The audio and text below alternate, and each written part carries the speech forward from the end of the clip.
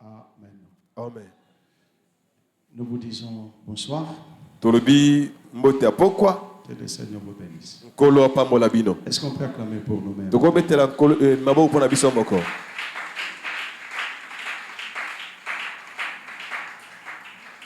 Gloire à Dieu pour la petite grâce qu'il nous a accordée ce soir. Je demandais d'introduire parce que je dois me déplacer incessamment.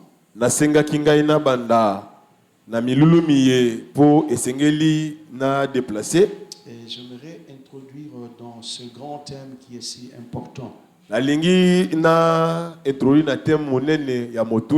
Où il y a une interpellation.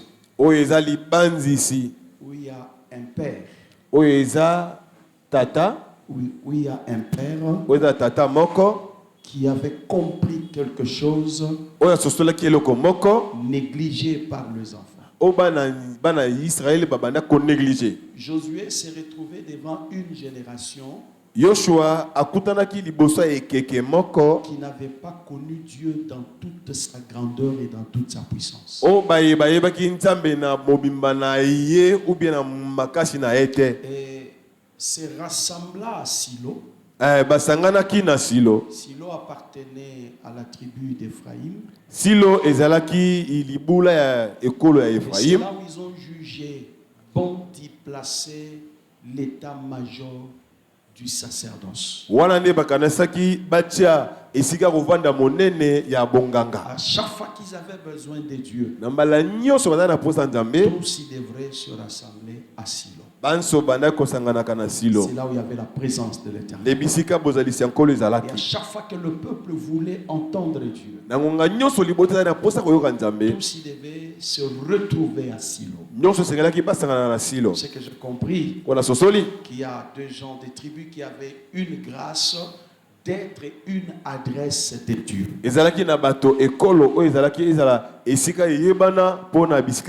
Cette époque, c'est Ephraïm. C'est sur son territoire où Dieu avait jugé bon d'y demeurer. Mais il y a une écriture qui avait dit que le peuple avait consacré Silo à Dieu.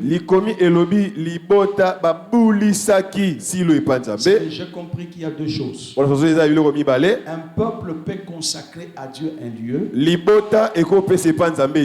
Dieu peut se consacrer aussi son lieu d'adoration. Amen. Parce qu'à cette époque, c'est Ephraïm. Et quand le temps sont passés, Dieu devrait se choisir son lieu à lui. C'est pourquoi Jésus, devant la femme samaritaine, il pouvait lui dire: ce n'est ni à Samarie, ce n'est ni à Jérusalem. C'est que lui-même, Jésus, était le lieu d'adoration. Mais n'empêche que nous puissions nous consacrer un lieu pour la gloire de Dieu. Par exemple, ici, c'est un lieu que nous avions consacré pour la gloire de l'Éternel. Et quand nous lui consacrons les lieux, croyez-moi, Dieu honore toujours la foi de son peuple. Je le répète encore, Dieu honore toujours la foi de son peuple. Comme c'est un lieu qui lui est consacré, croyez-moi, quand vous y entrez, Dieu est capable de vous exaucer. Même si on peut dire que ce sont des bâtiments simples, mais c'est un lieu consacré à l'Éternel. Et il est capable de t'exaucer et de répondre à ta prière. Nous trouvons Josué qui parle. Il doit réveiller la mémoire d'un peuple. Devant Josué, il y avait deux catégories de peuples. Il y avait 12 tribus.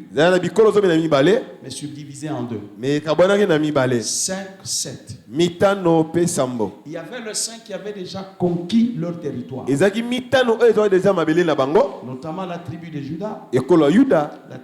La tribu de Joseph, c'est-à-dire Ephraïm et Manassé. Ekolo ya Manassé na Ephraïm. Le Gatite et les Rubénites. 5 avaient déjà conquis leur territoire. Mitano bazo déjà mabele na bango. Mais il y avait 7 qui n'avaient pas encore conquis leur territoire. Mais qui préféraient rester dans la présence de Dieu. Ils aimaient demeurer chez Ephraïm. Parce que c'est là il y avait la présence de Dieu. Mais un jour Josué leur dira, cessez d'être négligents. Je me suis posé la question de savoir pourquoi le 7 ne se sont pas souvenus. Et parmi les 7, il y avait aussi Issachar. Je me suis posé la question à cette époque-là, sur le territoire d'Ephraïm, comment Issachar n'a pas laissé son don agir. En lisant bien les Écritures, j'ai vite compris. Parce qu'Issachar avait l'intelligence du temps. Ayant l'intelligence du temps, il ne pouvait pas passer tout son temps à chez Ephraïm. Il devrait aller conquérir sa promesse ou son territoire. C'est là où j'ai compris que Issachar, restant à Silo, le don qui était en lui ne s'exerçait pas. Parce que si ce don-là s'exerçait, il allait comprendre que ce n'est pas le temps de rester ici. C'est le temps d'aller conquérir la promesse que Dieu m'a faite. Mais il était parmi les 7 à qui Josué a adressé la parole en leur disant: jusqu'à quand négligerez-vous de prendre possession du pays que l'Éternel Dieu votre Père vous a donné?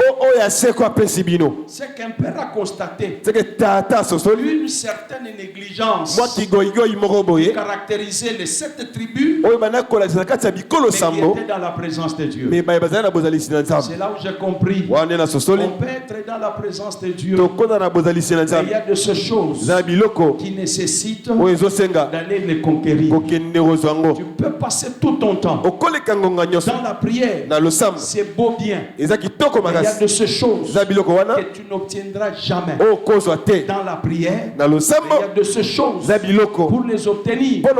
Donne à Dieu les dons, va dans ton territoire et fais ce que Dieu t'a demandé de faire. C'est pourquoi Josué les appelle les négligents. Dan dira quelque chose, je crois en Juge 18. Il s'adressera à son frère pour leur dire: cessez d'être des paresseux. Marchons pour aller conquérir notre territoire. C'est que devant Silo, il y avait ceux qui avaient déjà conquis et il y avait ceux-là qui pouvaient se réjouir de la présence de Dieu, mais sans pour autant conquérir la terre ou leur promesse. C'est qu'aujourd'hui je voudrais exhorter le corps de quelqu'un dans mon introduction, parce que Josué leur dit: ôtez la négligence. Cessez d'être négligent. C'est qu'on peut être dans la présence de Dieu, mais tu es négligent. Tu peux avoir une vie de prière profonde, mais tu es négligent. Pourquoi? Nous allons les découvrir. Parce qu'il dit: cessez d'être négligent, allez prendre possession. C'est qu'il y a des choses que nous posséderons par nous-mêmes. Je le répète, Nous pouvions prier. Nous pouvions demander. Mais il y a des choses que nous allons posséder par nous-mêmes. Ici, il était question que les 7 puissent aller prendre possession de ce que Dieu leur avait donné. Ce que je comprends, il y a de ces choses que Dieu a déjà disposées pour nous. Cela nécessite que nous puissions aller les posséder.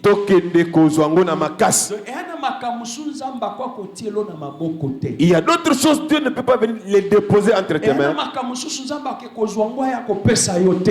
Il y a d'autres que Dieu ne peut pas les prendre et venir te donner. Dieu t'a déjà donné par sa déclaration. Il vous revient de vous lever et d'aller prendre ce que Dieu a déjà déclaré que ça t'appartient.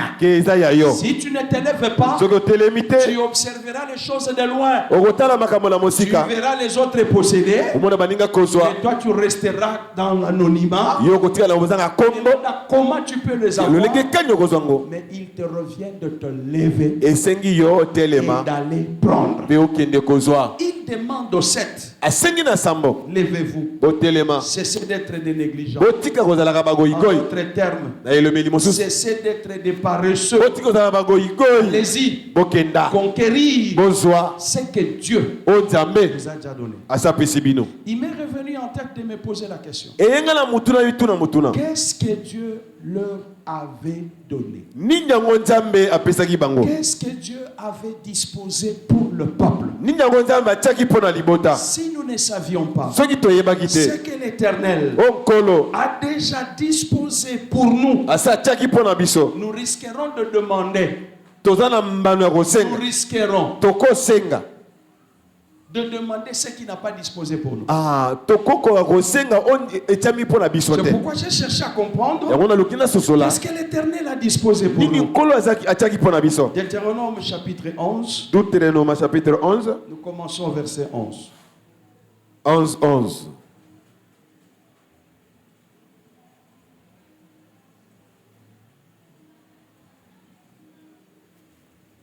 Je peux commencer au verset 10. Car le pays dont tu vas posséder n'est pas comme les pays d'Égypte, d'où vous êtes sortis, où tu jetais dans le champ ta semence, et les arroser avec ton pied comme un jardin. Dans le pays qu'Israël va posséder est différent du pays d'Égypte, dans la manière de s'aimer, dans la manière d'arroser. Que le Seigneur bénisse quelqu'un. Ils sortent de l'Égypte, où on jetait la semence et où eux-mêmes devraient arroser cette semence-là. Si le peuple n'arrose pas, ce qu'ils ont sémé ne va pas germer.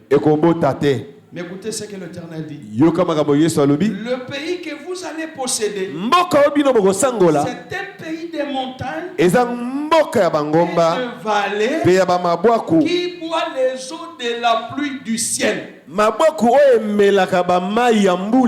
différence de l'Égypte. En Égypte, c'est l'homme qui cherche l'eau et il porte la semence. Et là où Israël va les posséder, c'est un pays, lui, il jette la semence. Et l'eau, c'est Dieu lui-même qui va pouvoir au champ. Le problème de l'homme, c'est de placer la semence et de se retirer. Le reste, c'est Dieu qui prend la responsabilité. Ce que je crois, la même dispensation existe aujourd'hui. Pourquoi je l'ai dit?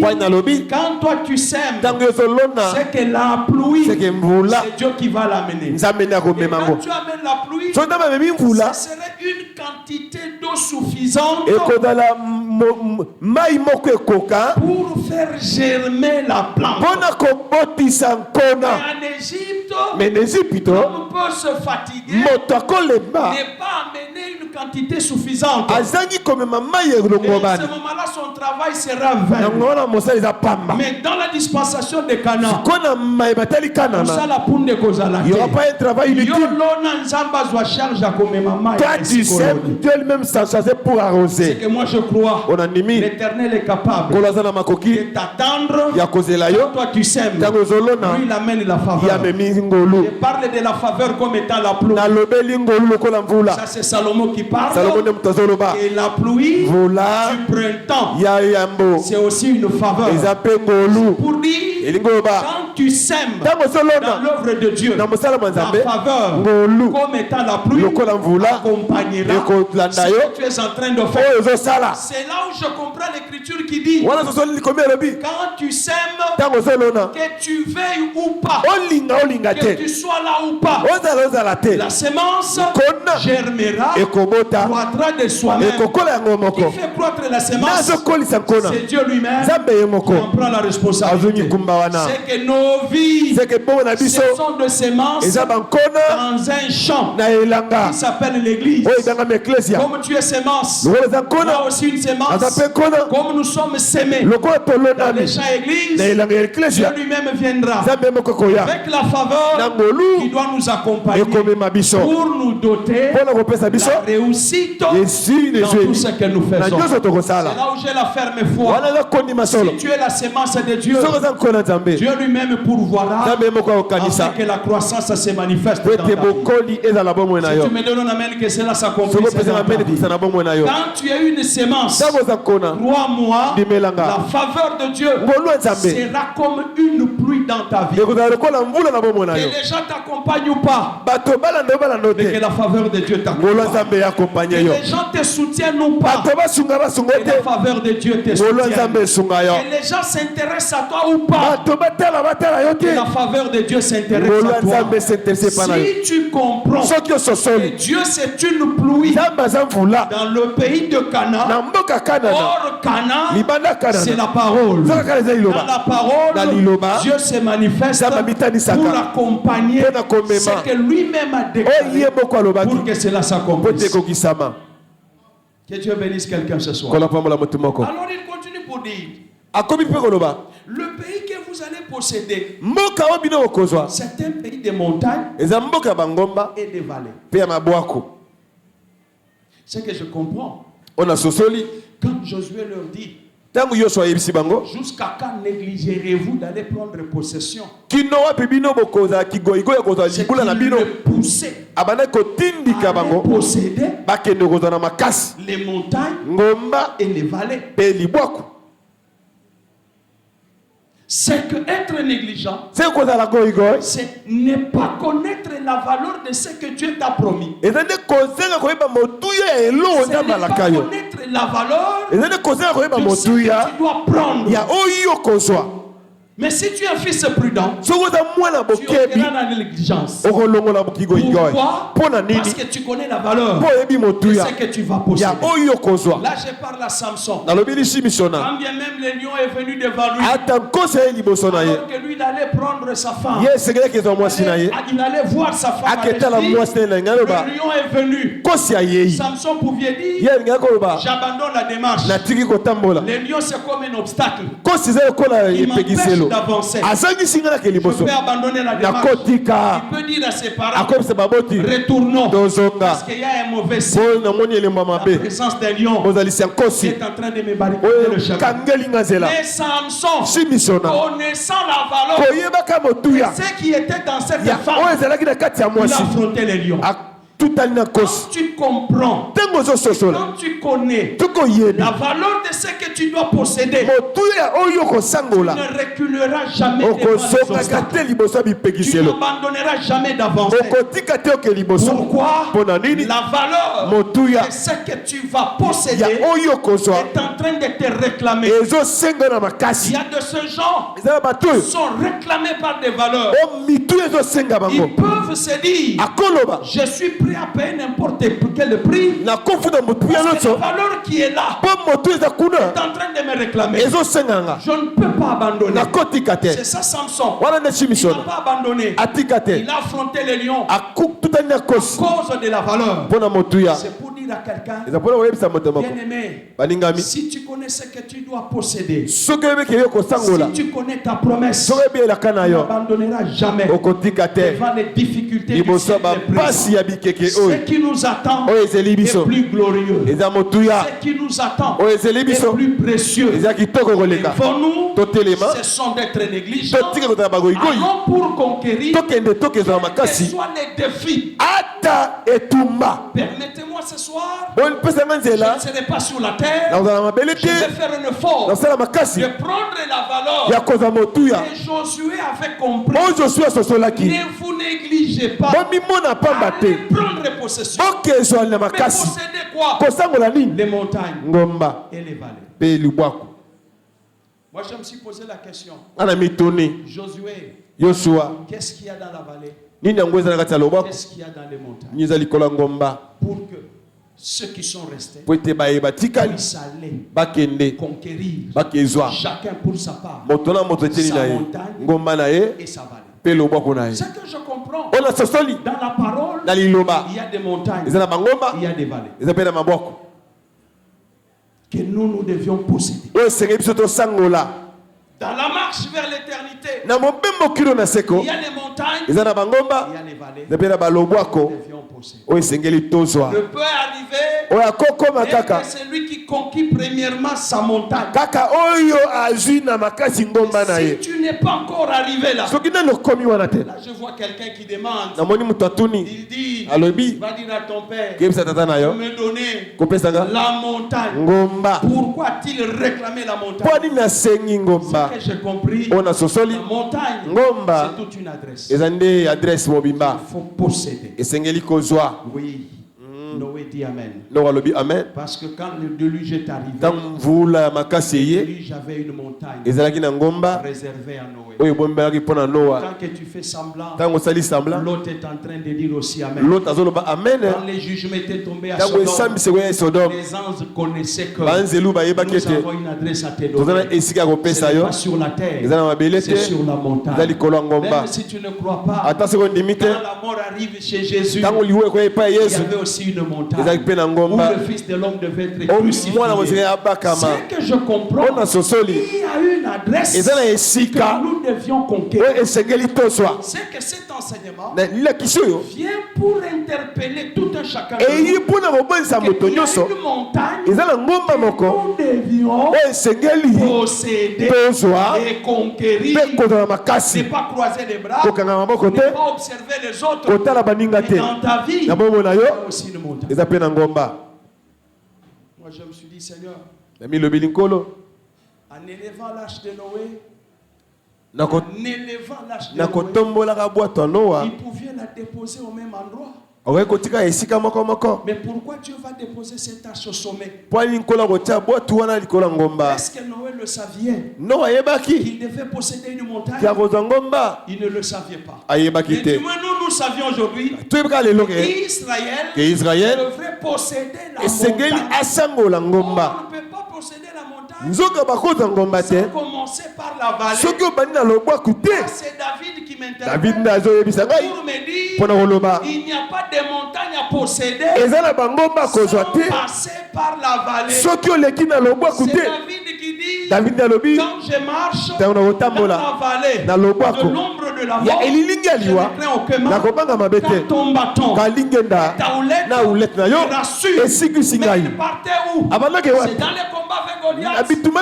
Or en combattant avec Goliath, il y avait une montagne et David devait hériter. Or la montagne et David devait hériter, c'était la royauté. Parce que ces jours-là, on a chanté pour David, on a donné 10 000 à David et 1000 à Saoul. Et David dira quoi? Il ne lui reste que le trône. Assez que le combat de David devait lui permettre de conquérir posséder le trône. C'est qu'il y a de ces choses que tu ne peux pas conquérir, que tu ne peux pas posséder sans passer par là-bas. Que le Seigneur bénisse quelqu'un ce soir. Si tu ne payes pas le prix, commençant par l'humiliation, il y a une montagne qui va t'échapper. Quand je parle de David, cela me bascule pour voir le véritable. Parce que David n'était que l'ombre. Le véritable, quand il est venu, il est passé aussi par la vallée. Il devrait mourir pour hériter un sommet. Il devrait posséder un sommet. Et c'est là où mon exhortation commence. Si Jésus meurt, il ressuscite. Les Écritures disent quoi? Il est allé s'asseoir. Les sommets se manifestent. Une promesse pour lui. Il va le posséder. Il regarde la terre. Et une autre promesse lui a été faite. Reste là jusqu'à ce que je fasse de tes ennemis marche-pied. Il est où? Assis à la droite. C'est que je comprends. Jésus a possédé une promesse. Être assis à la droite, il attend une autre promesse. Et les ennemis sont un marche-pied. Et j'appelle maintenant les témoins qui vont nous aider à partager ce soir. Parce que Christ est assis à la droite. Une promesse accomplie. Il possède le sommet. Parce que parler de la montagne, c'est parler du sommet. Christ possède son sommet. Mais qu'est-ce que cela veut dire? J'aimerais que quelqu'un m'aide à faire la lecture. Si il peut être là. Ok. Colossiens chapitre 3. Colossiens chapitre 3, le verset 1er. Je cite au nom de Jésus. Voilà.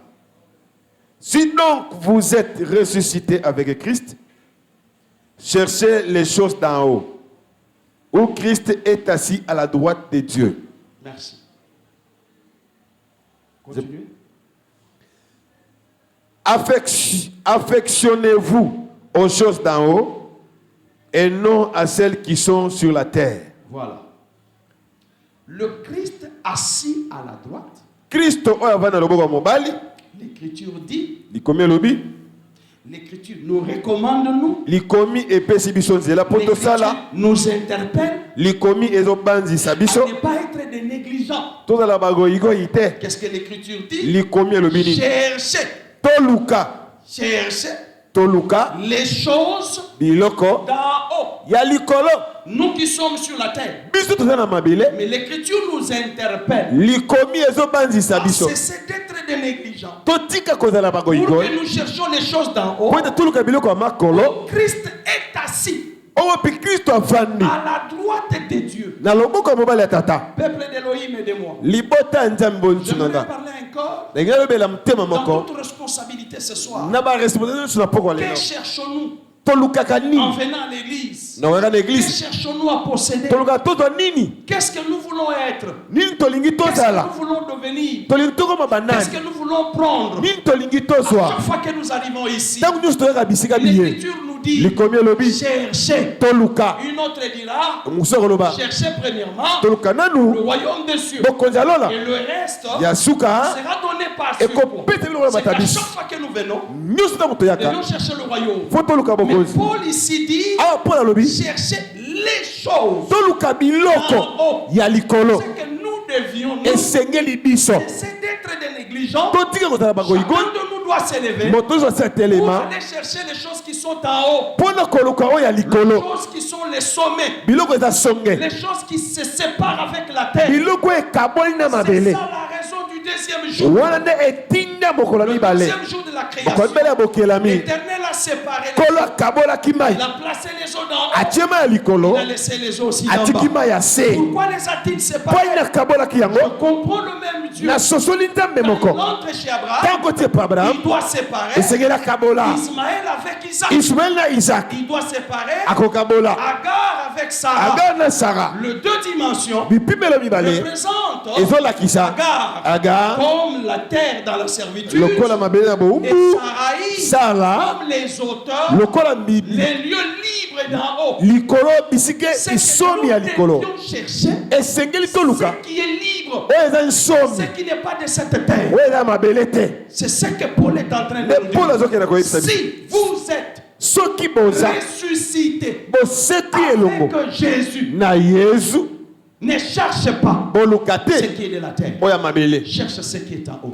Il y a des choses que nous devions posséder aujourd'hui. Au travers la position de Christ, lui qui est assis à la droite. C'est pourquoi j'ai compris, ma soeur. Le jour où Pierre est rentré à la pêche, il est rentré chercher la nourriture. Il ne s'était pas débarrassé avec son filet. Il avait gardé le filet. Quand même Jésus lui avait dit, je ferai de toi un pécheur d'homme. Mais lui avait caché, se disant, je ne sais jamais. Est-ce que cette aventure pourra nous amener où? Après la résurrection, on conviendra avec les Écritures que Pierre est rentré à la pêche et Jésus viendra. Ce n'est pas pour rien. Vous saviez que l'évangile nous donne toujours la précision. Quand il leur pose la question, enfants, n'avez-vous rien à manger?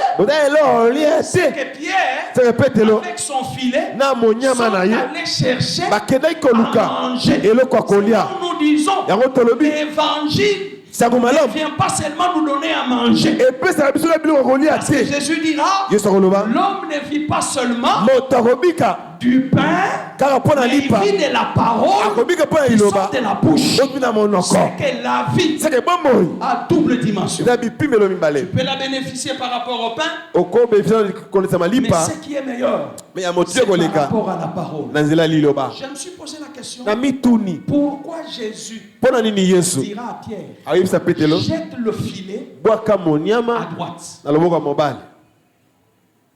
Jette le filet à droite. Enfin, n'avez-vous rien à manger? Ils ont cherché à gauche. Là, il y avait à manger. Mais lui leur dira, comme je suis ressuscité, vous là, vous ne devrez pas chercher ce qui est à gauche, cherchez ce qui est à droite. Mais qu'est-ce qui était à droite? Les choses d'en haut. C'était quoi concrètement? Que le Seigneur vous bénisse. Amen. Que le Seigneur vous bénisse. Amen. Cessez d'être négligent. Ne soyez pas fervent en cherchant la nourriture, en cherchant le travail, en cherchant le voyage, en cherchant toutes les choses là. L'Écriture dit, votre Père connaît que vous en avez besoin. Mais cherchez premièrement ce qui est utile. Si nous allons chercher ce qui appartient à la terre, c'est que nous ne sommes pas d'Esther. Parce qu'Esther connaissait ce qu'elle cherchait. Ce qu'elle devait chercher lui était indiqué par l'énuque. Et ma question était de savoir qu'est-ce qu'il fallait chercher. Quelles sont les choses d'en haut que nous devions posséder aujourd'hui? Permettez-moi, si je peux passer pour témoigner et dire que je bénis le Seigneur parce que j'ai acheté une voiture, je lui rends gloire. Et un jour, cette voiture peut tomber en panne. Cette voiture peut passer. Mais les choses d'en haut ne passeront jamais. Il y a des choses qui passeront. Il y a des choses qui ne passeront jamais. Je me suis demandé, mais qu'est-ce qui est en haut que nous devions posséder et que nous devions cesser d'être des négligents? Aidez-moi avec la lecture.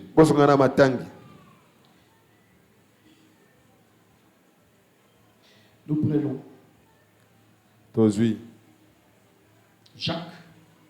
Jacques, chapitre 3. Chapitre 3. Commencez au verset 16. Verset 16. Jusqu'au verset 17. Qui nous 17. Car là où il y a un zèle amer et un esprit de dispute, il y a du désordre et toutes sortes de mauvaises actions. S'il vous plaît, est-ce que vous pouvez commencer au verset 14 ou au verset 13? 13. Lequel d'entre vous est sage et intelligent? Qu'il montre ses œuvres par une bonne conduite avec la douceur de la sagesse. Ala kisamisala na ye na conduite malamu pe na botosi ya bwanya. Mais si vous avez dans votre cœur un zèle amer, soki boza kat na bino na molende ya bololo et un esprit de dispute, pe molimo ya biswana, ne vous glorifiez pas bomikumisa te et ne mentez pas contre la vérité. pe bokosa te liboso ya bosolo. Cette sagesse bwanya wana n'est point celle qui vient d'en haut. eza oyo ezouta makolo te. Je reprends l'écriture. Na bandeli likomi. Si vous avez dans votre cœur soki boza mutema na bino un zèle amer, molende ya bololo, un esprit de pe dispute, molimo ya ne biswana, vous glorifiez pas bomikumisa te, et ne mentez pas contre la vérité. bokosa liboso ya solo te. Cette sagesse bwanya wana n'est point celle qui vient d'en haut. eza oyo euti makolo te. C'est que un cœur au zèle amer, seke mutema ya molende ya un bololo esprit de dispute, na molimo ya biswana, c'est aussi une sagesse eza pe bwanya terrestre, ya mokili oyo charnelle, ya nsuni diabolique. ya diabulu. Et l'écriture précise Likomi epesi bosikisi. qu'elle ne vient pas d'en haut. euti lola te. Cherchez les choses d'en haut. toluka biloko ya lola, Possédons les choses d'en haut. tosangola biloko ya lola, Ce sont d'être des négligents. totika kozala bagoyigoyi. S'il y a des gens soki eza ya qui bato ont un cœur baza mitema au motema zèle amer, ya molende ya bololo un esprit de dispute, na molimo ya et biswana, qui ne cesse de se glorifier, bazotika komikumisa te. on dit que c'est toute une sagesse babi eza bwanya terrestre, ya mokili oyo, charnelle suni et diabolique. diabolo. Car là où il y a un zèle amer bisika molende et ya un bololo eza esprit de dispute, na molimo ya dispute eza, il y a du désordre bulu yeke et eza, toutes sortes de mauvaises actions. pe misala nyonso ya Et mabe. on dit que ça, babi wana c'est toute une sagesse. eza bwanya. Si dans ta vie, soki na bomoi na tu yo as un esprit de dispute, oza molimo ya biswana, un cœur aux ailes amer, motema ya molende ya ne bololo, cesse jamais de parler de toi-même. komilobela yo moko, Ça, c'est une sagesse diabolique. yebeke eza bwanya ya C'est une diabulu sagesse terrestre. ya mokili oyo C'est une sagesse charnelle. ya nsuni. Le verset 17 dit ceci. 17 alobi boye, La sagesse est d'en haut. bwanya ya makolo, La sagesse est d'en haut. bwanya ya likolo. C'est que je comprends. ona Il sosoli y a une sagesse eza na bwanya que moko nous devions posséder. esengeli tosangola na Parce que makasi notre Cana, mpo kanana na biso c'est Jésus-Christ. eza yesu kristo. Notre Cana, kanana na biso ce n'est pas Israël eza charnel. israele nsuni C'est te, Jésus notre eza Cana. yesu kanana na biso. Maintenant, Jésus notre Cana. me yesu kanana na biso Nous devons posséder. esengeli tosangole na Nous makasi. devions posséder tokosangola nini ce qui est d'en haut. oyo ya likolo, Mais qu'est-ce qui est d'en haut? nini yango ya makolo C'est la sagesse. eza bwania. Maintenant, on la décrit. bazoisosolisa yango. Écoutez maintenant comment chaque décrit. yoka ndenge Il yakobo dit alobi la sagesse d'en haut. bwania ya likolo Est premièrement pure. ya yambo eza peto, Ensuite pacifique. nsima eza na kimia, Modéré. eza malamu, Conciliant. esangisaka, Plein de miséricorde. etondi na Et mawa de bons fruits. mpe makitoko. Exempté de duplicité. kati na yango bilongi mibale Et eza te. hypocrisie. Hein. Ça, c'est la sagesse wana eza bwania qui vient d'en haut. euti lola, Qui a plusieurs compartiments. eza na bandako ebele, Qui a plusieurs chambres. bandako ebele, Je vais basuku appeler ça ebele. même la maison de Salomon. nakobenga ngo ndako ya Il y a salomo plusieurs chambres. oyo eza na basuku La ebele. sagesse bwania a plusieurs compartiments. eza na bandako ebele. Et c'est que si nous devions posséder, soki esengeli si tosangola, nous devions chercher soki toluka comme étant les saints, lokola basanti c'est que ce qu'on doit remarquer en nous, oyo tokomona kati na biso c'est la sagesse pure. bwania ya peto. Que le Seigneur bénisse quelqu'un ce kola soir. pambola moto moko mpo C'est la sagesse sagesse pure. C'est ce que nous devions posséder. Dans notre marche vers l'enlèvement. Il y a des gens qui peuvent avoir l'intelligence, ils peuvent avoir la connaissance, mais l'andela bango na niveau ya boania. Poursuis-les bien. Tu comprendras que dans la sagesse, leur sagesse n'est pas pure. Malgré toute la connaissance qu'il a, malgré tout ce qu'il possède, comme carquois de connaissances, mais la sagesse pure lui manque. Et c'est ce qui crée des divisions. Et c'est ce qui crée des disputes. Aujourd'hui, au milieu de nous, il y a plusieurs disputes. Ne soyons pas des hypocrites. Ne voilons pas de face. Il y a des gens, tu peux regarder, tu te dis, c'est mon frère. Mais dans son corps, il n'est pas ton frère. Il est habité d'un esprit de dispute. Moi, je reviens pour dire ceci. Je reviens pour dire ceci. Mon frère, il y a des pauvres matériels. Des pauvres sur le plan matériel. Qui hériteront le ciel. Même s'il faut comment la prière. Même s'il prie comment. Il ne peut pas acheter une voiture. Mais le ciel, il va hériter ça. Même s'il dit pas amen. Lazare n'a pas dit amen. Pauvre Lazare. Lazare dit amen.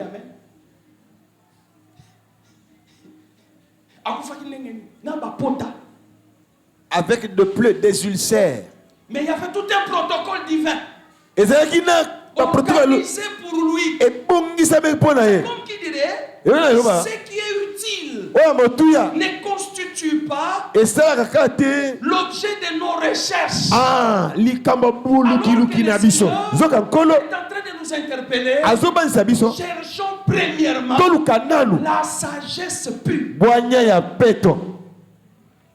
Mais où siège la sagesse? C'est une question qui a été posée. Mais une écriture peut répondre. Job 38, le verset 36.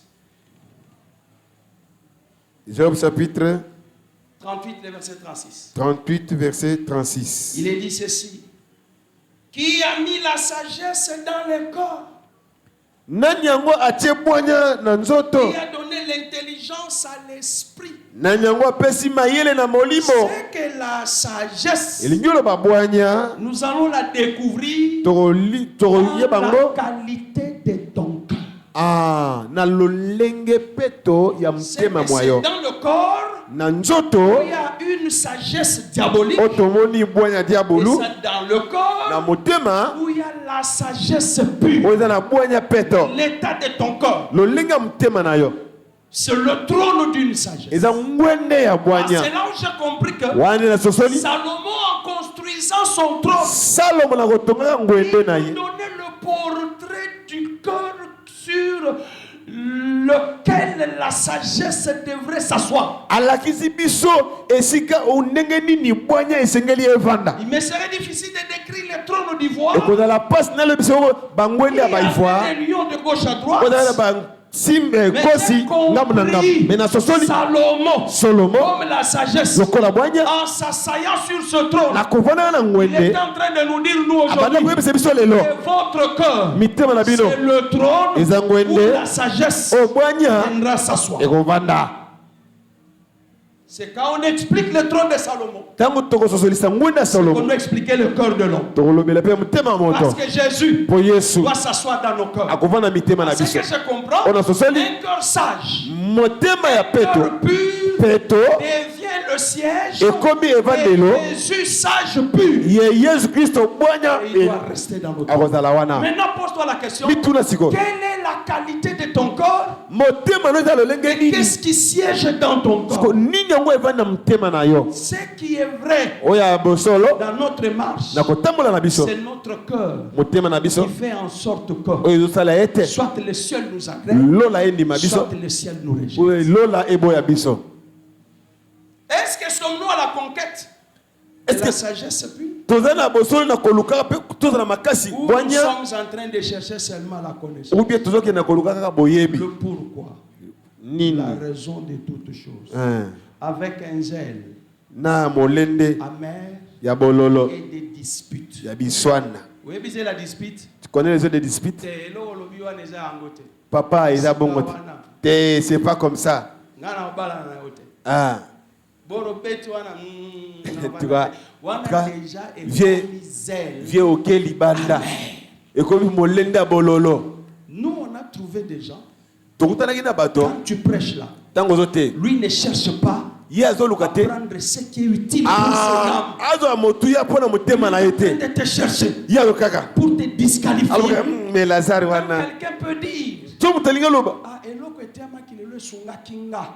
en tout cas, ça m'avait édifié. Toi, tu répliques.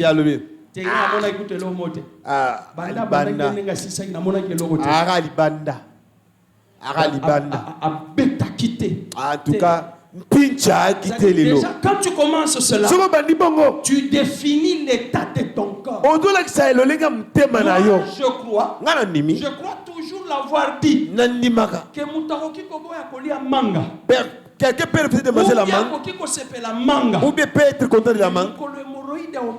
Mais lorsqu'il y a des hémorroïdes, c'est que Makasa manga est utile. Manga est utile. Yango nyonso. Et opesa kaka elengi na kati ya nzoto. Po makasa manga oli yango boite. Ovandela. Et osungayo. Un cœur motema pur. Peto. Un cœur sage. Motema boanya. Pour que l'église réussisse dans sa marche, revenons à la qualité du cœur. Ça fait ma préoccupation. Je suis en train d'atterrir. Pourquoi? Le jour où Pierre s'était levé pour prêcher, l'Écriture dit ceci: ils avaient les cœurs vivement touchés. L'évangile ne doit pas rester à l'oreille, mais l'évangile doit toucher le cœur. Et quand le cœur est touché, c'est que chacun doit reconnaître sa position vis-à-vis de la parole. Reconnaître sa position vis-à-vis de la parole. Je me chuter pour dire quoi? Puisque Salomon doit s'asseoir, puisque Salomon construit l'ombre du cœur, je suis rentré chez lui pour chercher à comprendre ce cœur-là qui doit avoir une sagesse pure en soi. Prenons 1 Roi chapitre 3. 1 Roi chapitre 3. Le verset 7 et nous descendons. Verset 7. Et c'est par là que nous allons terminer. 1 Roi chapitre 3, le verset 7. Je vais lire comme ça, vous allez interpréter. Ok. Maintenant, Éternel mon Dieu, tu as fait régner ton serviteur à la place de David. Mon père.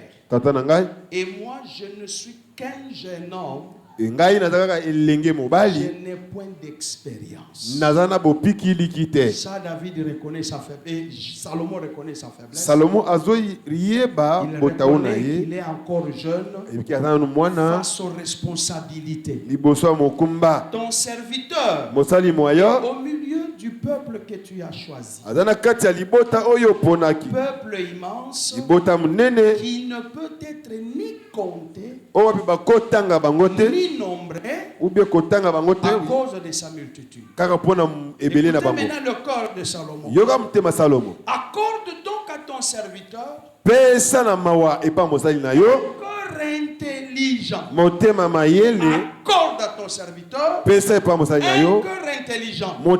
C'est que Salomon a compris dans sa jeunesse, par son manque d'expérience, Il avait besoin d'un cœur intelligent. Il entre dans la prière pour chercher à Dieu un cœur intelligent. Nous, ce soir, nous sommes venus prier. Si je peux poser la question, qu'est-ce que nous sommes venus demander à Dieu? Qu'est-ce que tu reconnais d'abord dans ta vie? Quelle est ta faiblesse? Et quand tu viens auprès de Dieu, qu'est-ce que tu vas lui demander? Que chacun s'examine. Tu as quitté ta maison, oui. Il y a une promesse que nous devions hériter. Les choses d'en haut. Un cœur pur. Une sagesse pure. Salomon reconnaît son manque d'expérience. Il est jeune, mais il a une responsabilité. Devant le peuple, il demande à Dieu, face à cette responsabilité, donne-moi un corps intelligent. C'est que lui-même avait reconnu qu'il n'était pas intelligent. Il était un enfant sans expérience. Il dit, Dieu, donne-moi un corps intelligent face à la responsabilité. J'ai toujours compris, prier, servir Dieu, c'est une responsabilité qui demande d'avoir un cœur intelligent. Et peu parmi nous peuvent entrer dans la présence de Dieu et demander à Dieu, donne-moi un cœur intelligent. Si je peux poser même la question, qui est celui qui a déjà pris le temps de dire à Dieu, donne-moi un cœur intelligent? Si je peux même poser à mon pasteur, si tu l'as déjà fait. Nani? On te donne une responsabilité. Mais tu commences d'abord à demander un cœur intelligent. Quelle manière d'agir?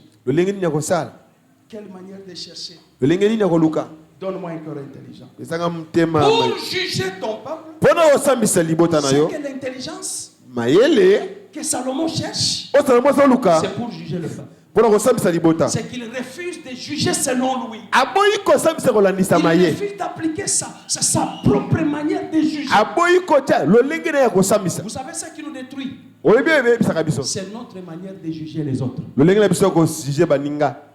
Notre manière de juger les autres. Des fois nous sépare. Des fois nous divise. Parce que nous n'avions pas un cœur intelligent qui peuvent nous aider à nous juger nous-mêmes. Il continue pour dire, donne-moi un corps intelligent pour discerner le bien et le mal. C'est un corps que je demande. Donne-le-moi pour que je discerne le bien et le mal. Est-ce notre cheval de bataille? Avions-nous déjà possédé cette dimension? Un corps intelligent qui nous permet de discerner ce qui est bien et ce qui est mal. Avions-nous ce degré-là? Ou nous avions nos propres cœurs. Nous jugeons les choses à nos manières. Et pour Salomon, il a demandé un corps qui devrait lui permettre de discerner. Car qui pourrait juger ton peuple si nombreux? Écoutez, cette demande de Salomon, plus au Seigneur. C'est qu'il y a des choses, quand nous entrons dans la prière, il faut te posséder en mots.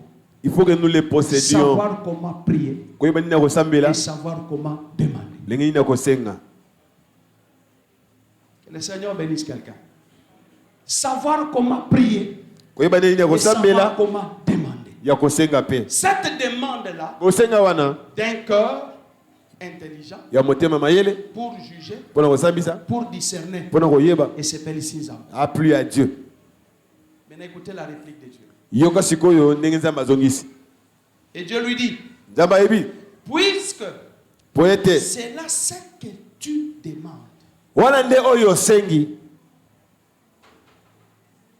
puisque c'est là ce que tu demandes, puisque tu ne demandes, tu ne demandes pour toi ni une longue vie,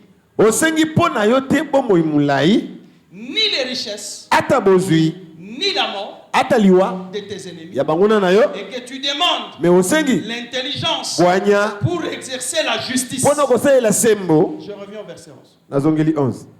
Cette demande de prière à Dieu. Salomon n'a pas demandé une longue vie. Il n'a pas demandé des richesses. Ni la mort de ses ennemis. Il a demandé l'intelligence pour exercer la justice. Il nous arrive des fois de demander aussi la mort de nos ennemis. Mais pour Salomon, ça ne faisait pas partie de sa prière. Salomon n'a pas demandé les richesses. Mais il nous arrive, nous, de demander les richesses. Mais pour Salomon, Dieu lui dit, cela n'était pas le sujet de ta prière. Voici, j'agirai selon ta parole. Je te dis à Salomon, je te donnerai un cœur sage. C'est Dieu qui dit, je te donnerai un cœur sage et intelligent. C'est qu'un cœur sage, c'est Dieu qui donne. Que le Seigneur bénisse quelqu'un ce soir. Amen. Un corps sage, c'est Dieu qui peut te le donner. Un corps intelligent, c'est Dieu qui le donne. Pourquoi? Salomon avait dit, je suis un enfant, je suis sans expérience, donne-moi un corps intelligent. Dieu dit, je te donnerai un corps sage. Et quand nous entrons devant Dieu, cherchons à ce corps. Seigneur, donne-moi un corps sage, donne-moi un corps intelligent. Que cela soit notre prière jusqu'à ce que l'Éternel te l'accordera. Tu peux demander la richesse. Richesse au qui richesse à l'aise. Richesse qui kosala yo ndumba ya bien. Makasi. Et ana bato musule lo basumu kakate poza na possibilité au sumu kakate. Yangwana. Mais mukolo akozwa possibilité. Million. Mukolo akozwa ka possibilité bon lukai. Parce qu'il n'a pas la possibilité. Mais le cœur sage et intelligent, nous devions les conquérir. Nous devions les chercher. Nous devions entrer dans la prière. S'il vous plaît, pardonnez-moi. De tes prières, on ne fait pas. On fait comme ça. Chacun prie. Que Dieu lui donne un cœur sage et intelligent. Et on rentre. Lelo prière des agi toroté. Via beti libanda na ba requête. Na yoka ki penza bien te. Na akomisinga ite. Comment tu n'es pas arrivé? Que le Seigneur vous bénisse. Amen. Que le Seigneur nous bénisse. Alléluia. Que le Seigneur vous bénisse. Sokolingi pe piscine à Bethesda, tu na piscine à Bethesda. Tu veux la piscine de Bethesda, on va y arriver. Mais ce thème ici. Mais mon compte à oyo. C'est un thème. Qui doit engendrer des responsables. Amen. Oyo kobota ba responsable. Que le Seigneur bénisse quelqu'un. Et le Seigneur dit, je te donnerai un cœur sage et intelligent. De telle sorte que il n'y aura une personne avant toi. Et on ne verra jamais personne de semblable à toi. C'est que la sagesse, ce cœur-là, sage et intelligent, peut te créer un homme différent des autres. Peut faire de toi une race différente des autres. Tu pénètres dans une famille, mais tu es différent des autres. À cause d'un cœur sage que Dieu te donne, à cause d'un cœur intelligent. Et quand nous demandons, fais-moi différemment des autres. Quand Dieu te donne un cœur sage, un cœur intelligent, et il dit, il n'y aura personne avant toi, après toi, c'est que tu seras unique, une race unique. Je le crois aussi, que Dieu te fasse une race unique par ton corps. On ne trouve personne de la race de ton corps. Et la famille reconnaisse que dans ta famille, tu es le seul à avoir un tel corps. Un cœur sage, un cœur qui sait juger, un cœur intelligent, intelligent, un cœur qui sait séparer le bien et le mal. Malgré les disputes, ton cœur s'élèvera pour te définir. Comprendre à la vie, nous sommes la définition de notre cœur. Et nous terminons pour dire, c'est Dieu qui dit, à cause du cœur que tu as demandé, je te donnerai en outre ce que tu n'as pas demandé. Ah, je comprends. Quand on a un cœur pur, un cœur sage, on cherche tout le jour à posséder un cœur pur. Le Seigneur va nous donner ce que nous n'avons pas demandé. C'est qu'entrer dans la présence de Dieu, ce n'est pas seulement pour demander. C'est pas seulement pour demander. Laisse que Dieu te donne ce que tu n'avais pas demandé. Qu'il te le serve à partir de ton cœur. La qualité de ton cœur dépasse les choses que Dieu va t'ajouter. Il dit ce que tu n'as pas demandé. Moi je vais te le donner. C'est qu'un cœur sage, un cœur pur attire aussi la richesse dans notre vie. Amen. C'est là où Dieu dit à Salomon, je t'ai donné les richesses, je te donnerai la gloire. À cause de quoi? À cause d'un cœur pur, un cœur sage. Qui a un cœur sage, qui a un cœur intelligent, c'est lui qui s'est défini par ses œuvres. Ce soir, cherchons à posséder un cœur sage et intelligent. Est-ce que je peux prier avec quelqu'un qui peut dire à Dieu, Seigneur, j'ai besoin de ce cœur-là? Parce que Dieu a dit, je vais te donner ce cœur-là. Tu as quelle qualité du cœur? Un cœur de dispute, un zèle amer. Salomon a compris. Je suis un enfant. Je n'ai pas d'expérience. Peut-être tu n'as pas l'expérience, mais tu as la responsabilité. Ce soir, demande à Dieu ce cœur. J'aimerais prier aux gens qui se reconnaissent dans ce domaine. Je suis en cette expérience. Mais Seigneur, donne-moi ce corps-là. J'aimerais posséder. J'aimerais hériter ce cœur-là. Est-ce que je peux prier avec des gens qui reconnaissent leur état de cœur, qui veulent demander à Dieu, donne-moi un cœur sage, un cœur intelligent. Lève-toi, nous allons. Bien-aimé, un cœur sage et intelligent.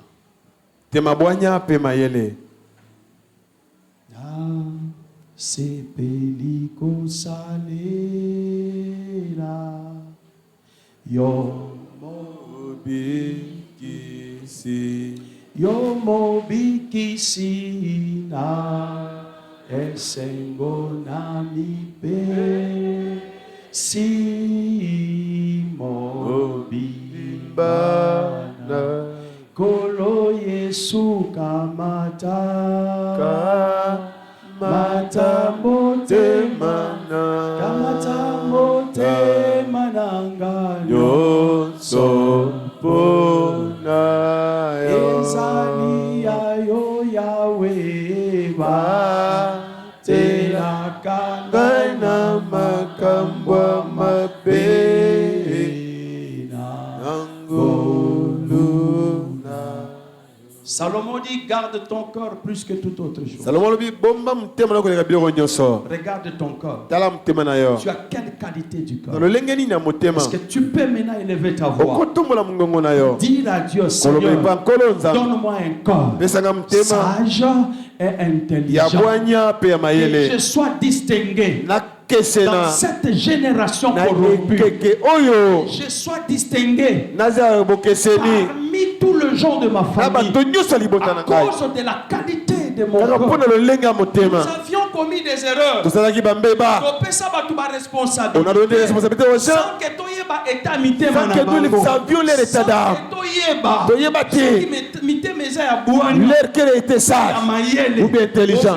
On a donné la responsabilité. Ce soir, dis à Dieu, Seigneur, je demande un cœur sage. Dans le mariage, il y a beaucoup de femmes qui n'ont pas un cœur sage et intelligent. Il y a beaucoup d'hommes qui n'ont pas un cœur sage et intelligent. Il y a beaucoup de sœurs et frères.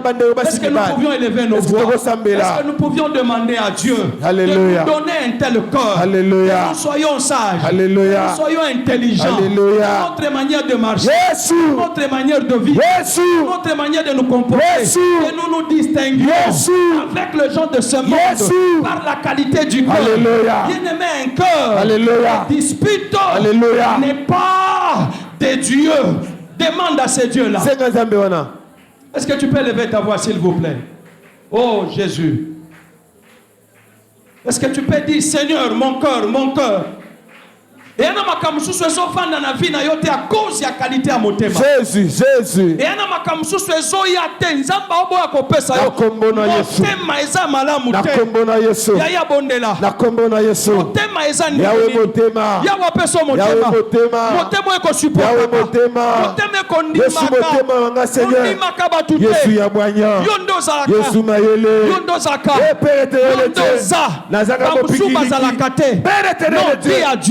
je suis sans expérience, mais j'ai besoin d'un cœur intelligent. J'ai besoin d'un cœur sage. Alléluia. Alléluia. Si ton corps ne sait pas séparer les biens de mal, yo mabeza kamalam, ataba pesio toli ondimate, parce que c'est l'état de ton corps qui te rend incrédule. Oh, demande à Dieu un cœur sage. Demande à Dieu un cœur sage. Alléluia. Un cœur sage est utile. Jésus.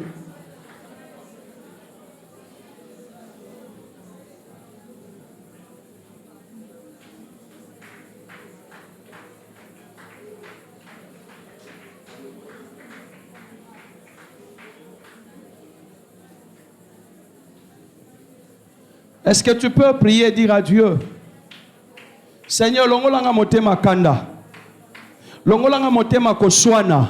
Dis à Dieu, enlève-moi le cœur de dispute. Zamba longolo motema koswana ba dispute. Zamba longolo ba dispute. Il faut kokakate ozanga motema mukuse. Alléluia.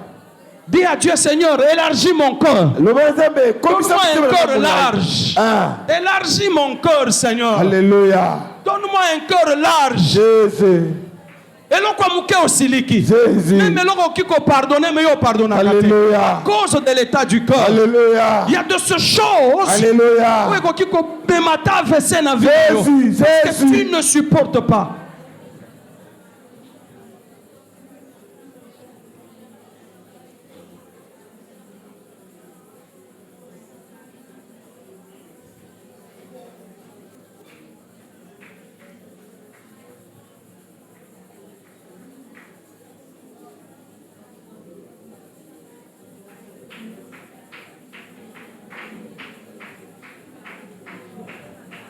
La demande de Salomon. Un cœur sage. Un cœur pur. Et ça là est utile pour Namboka, pour Namokili. C'est notre dernière prière. Est-ce que tu peux dire à Dieu, Seigneur, rends-moi utile pour cette église. Rends-moi utile pour ma famille. Rends-moi utile pour mes enfants. Rends-moi utile dans mon service. Rends-moi utile dans ce monde. Rends-moi utile. Est-ce que tu peux élever ta voix? Dis, Seigneur, rends-moi utile. Il y a des gens dont le monde a rendu inutile. Non, dis à Dieu, rends-moi utile. Rends-moi utile. Les 4 lépreux, ils étaient des lépreux. Mais Dieu les a rendus utiles. Prie Dieu à Dieu. Rends-moi utile. Et Dieu te rendra utile.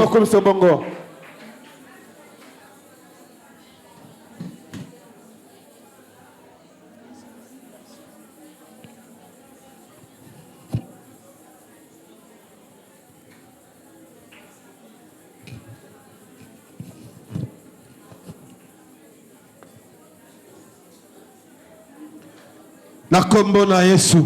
La combo na Yesu. Au nom de Jésus. Au nom de Jésus. Bien aimé, priez. Et là, bateau, monsieur na mabala. Ala sous utilité pas mobali na ye. Donc mobali so mutale kabo utilité. Mobali mususu na utilité liboso moi si. Bien le bana nzambe.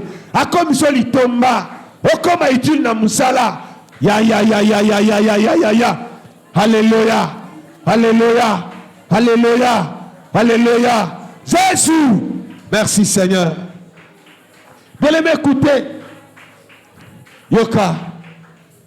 Notre dernière requête. Todo sambe la nzambe. Eza double. Mais requête moko. Bien-aimé, qu'à la tête au compte en 2026. C'est qu'on est en train de traverser cette année petit à petit. Faites attention. Yezoloba. Chaque jour, ses fils s'appellent. Si Jésus peut dire ainsi, même le diable aussi dans son cas, à quoi le peut bongo. Pas créer un malamabe, na vie bananzam. Tant que tu vas se là. En 2026, Nzambe sera commis singa. Na osala boy. Yes satana. Na batamusana na famille na bino, na quartier, bazo planifier.